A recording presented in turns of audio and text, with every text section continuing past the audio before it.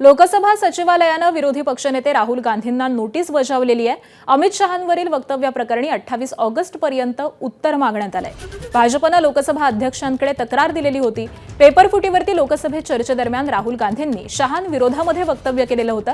राहुल गांधींनी चर्चेदरम्यान इडियट आणि अंधभक्त असे शब्द वापरलेले होते, तर लोकसभा अध्यक्षांनी पटलावरून राहुल गांधींनी वापरलेले हे शब्द हटवलेले आहेत आणि त्यानंतर नोटीस बजावण्यात आली आहे।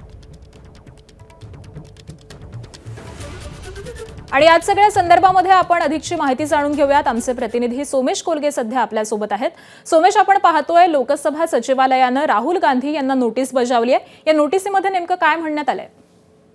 आकांक्षा, या नोटीसीमध्ये राहुल गांधींना त्यांचं म्हणणं मांडण्याचे निर्देश देण्यात आलेले आहेत। कारण आपल्याला सर्वांना माहिती आहे, आत्ताच झालेल्या नुकत्याच पार पडलेल्या अधिवेशनामध्ये राहुल गांधींनी एक भाषण केलं होतं आणि ज्यामध्ये काही असंसदीय शब्दांचा वापर झाला असा आरोप राहुल गांधींवर करण्यात आला। आणि त्यानंतर भाजपचे खासदार आणि माजी केंद्रीय मंत्री अनुराग ठाकूर यांनी एक लोकसभा सचिवालयाला पत्र देऊन राहुल गांधींवर हक्कभंग आणावा अशा स्वरूपाची मागणी केली होती।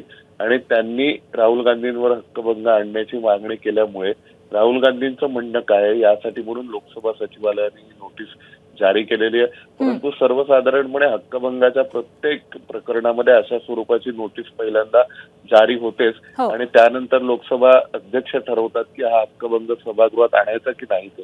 त्यामुळे आता राहुल गांधींच्या प्रकरणातही खरोखर लोकसभा सचिवालयाने एक प्रोसेस म्हणून ही नोटीस जारी केली आहे की खरंच गंभीरपणे तो विषय पुढे जाणार आहे हे पाहण्यासाठी आपल्याला काही काळ थांबावं लागेल। अगदी धन्यवाद सोमेश या सविस्तर माहितीसाठी।